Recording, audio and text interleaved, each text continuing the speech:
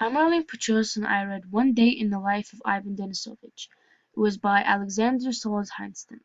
It's a fictitious story that follows a Russian named Ivan Denisovich, who is the protagonist of the story, and he serves as a symbol of the suffering of the Russian people under the Stalinist system. He was a soldier in the Red Army of the Soviet Union during World War II. Until 1945 he was captured by the German enemies. After a few days, he escapes and returns to the Russian camp.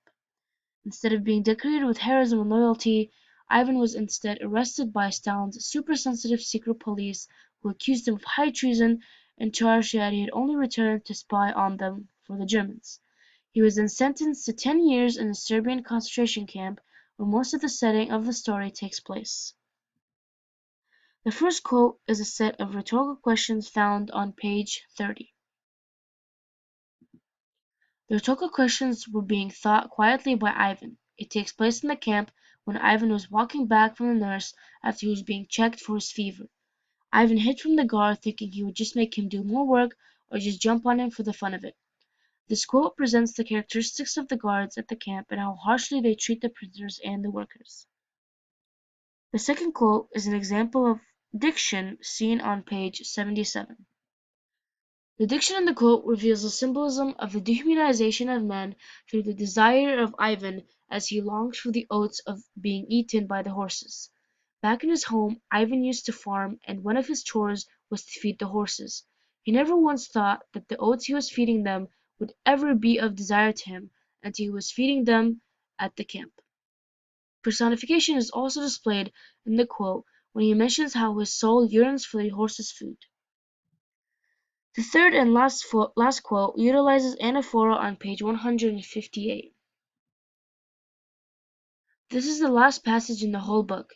The anaphora is displayed when the phrase 3,653 days was repeated in two sentences. The number represents how many days Ivan has left in the labor camp, which is 10 years.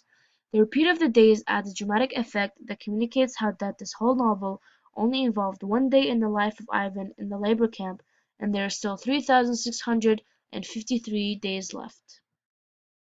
The first theme is the outrage of unjust punishment. It's a theme that is seen throughout the inmates in the Serbian Stalin camps, as they are sentenced for reasons not worthy that much of all these horrible conditions they are being put through. Not much is really known about the crimes of the fellow inmates, but none of them really seem to be terrible criminals. The laws and punishments within the labor camps are as unjust as those outside the camp. The theme gives an example of how the war has created dehumanized individuals who think they can do whatever they want because they have the authority. This picture conveys the harsh weather they endured, as they still were forced to work outside.